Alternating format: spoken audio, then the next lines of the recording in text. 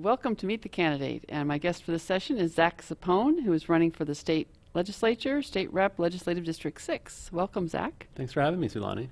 I'm glad that you could come in to join us today. This is just that get acquainted conversation for voters, and we just start with the simple stuff like, where did you grow up? Yeah, well, I was born and raised here. I'm actually sixth-generation Eastern Washingtonian. I'm a graduate from North Central High School, and so is my grandpa. And so a long-time Spokenite family here. My family's actually, I have split parents and remarried, and so I grew up both on the North Side Indian Trail neighborhood and in Medic Lake. So I got to go back and forth and got to know a lot of our region and have a lot of deep connection here. Right, very nice. So is there some formal education after North Central that you want to tell us about? Yeah, so went to North Central. I was really involved in school there. I was like ASB president and on the cross-country team, bowling team, and tennis. Was really involved, and so I was on track to go into college. And I went to Georgetown University in Washington, D.C. And there it really opened my mind, my eyes to differences in our world, in our community. I was one of 3 students from all of Eastern Washington State there, and my roommate was one of 22 boys from an all-boys private school in New Jersey. And so I would come home and work at McDonald's on my break, and my roommates, they would go use their parents' connection to go work at Wall Street. And so that kind of difference in world life experiences really shaped my understanding of our country and of our community, and I saw that not everyone was getting a fair shot. And so I decided to come home after that. After Georgetown, I was a teacher for a few years here in Eastern Washington, taught middle school English and history, was getting my teaching certificate at the University of Washington at the same time. And then I got frustrated with other barriers to success for my students inside and outside the classroom. So I left the classroom and got my master's degree in public policy at Princeton University. And there I studied urban planning and economic policy and just issues that affect us domestically here all the time, and decided to move back home to Spokane to work on those issues here. Okay. Well, that's a lot of moving around. So I one of the things I like to ask people about is the first job. You mentioned McDonald's. Was that your first formal? That would be I actually got one paycheck right before that, and my dad worked at Appleway AutoNation, and I was a teenager, and he brought me in and helped them clean out some parts of the shop, and I got my first paycheck and kept it, and it was really cool that I got to do it with my dad. But that was only like a couple jobs here and there. Definitely started mowing lawns, and then my first long-term job was McDonald's. Started that when I was 17 on Indian Trail.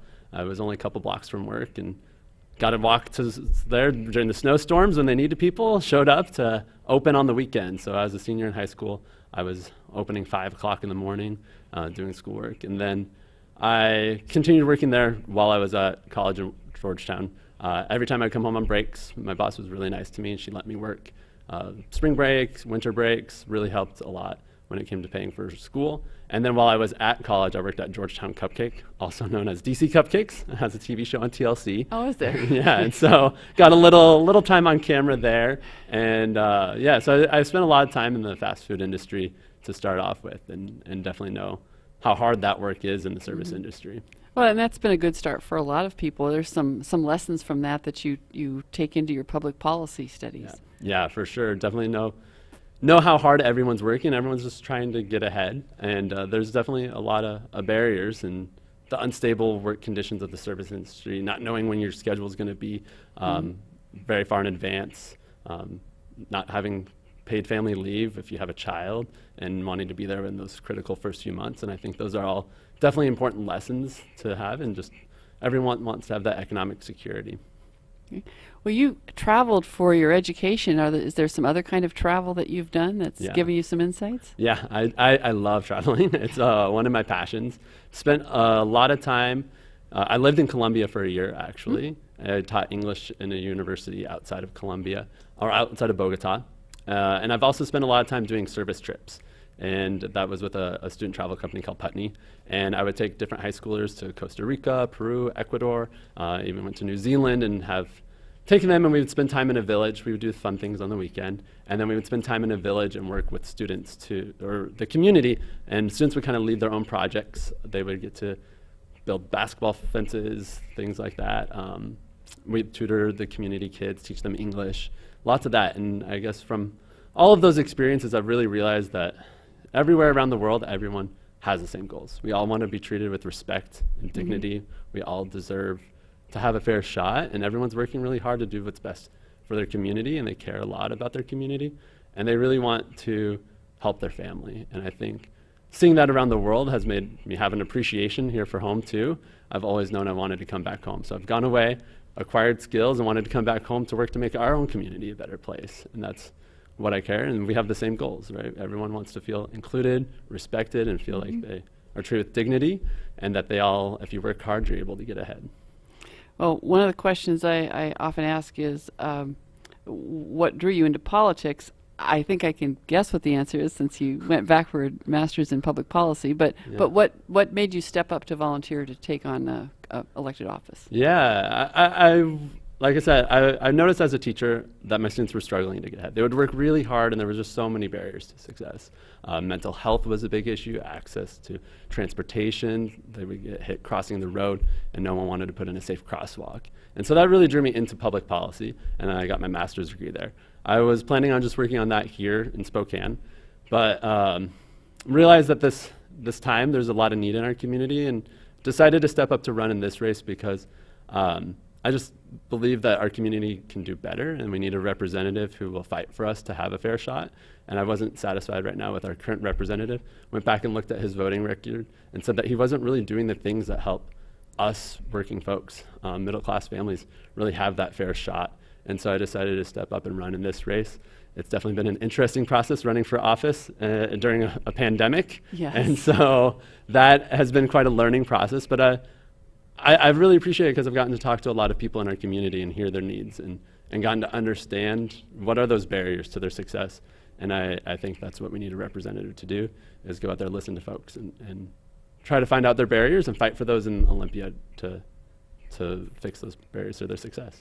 Well, that's also a little bit of that last question, which is what would be your direct speech if you were able to doorbell and it wasn't a pandemic, to answer the question, why should people vote for Zack Zappone for State Representative, Legislative District 6? It's a good question. Again, my name's Zack Zappone, and I'm a teacher running for State Representative, and I believe that everyone should have a fair shot. And I want to be a representative who fights for everyone to have a fair shot.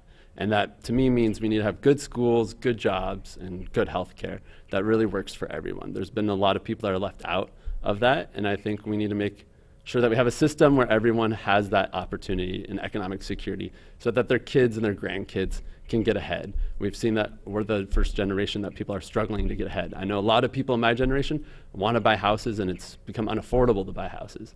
There's just a lot of need, especially now during the pandemic, in our schools. There's a need for mental health resources. There's a need for supporting students with internet broadband. And I think we can make a society where we're fighting for it. And we need a representative who's going to go out there and listen to our community, who's going to be present and show up to community meetings, who's listening and calling folks, and I've noticed that as I talk to folks, they're saying, our current representative, he won't return our calls. I leave a message at his office and he won't return our calls. And I think we need a representative who's going to put it first in their mind to fight for their needs in Olympia, and that's what I'm here to do. I'll make sure I work hard. I've worked hard as a teacher, created a bunch of after-school clubs, spend my family would tell me too much time on my students, and that's the kind of energy I would take forward into this office, is fighting for our community and making sure that we're getting the representative that we need to fight for us in Olympia and bring back resources here to our district. Okay, well, thank you for coming in today, Zack, and really good luck with your campaign. Yeah, thank you so much.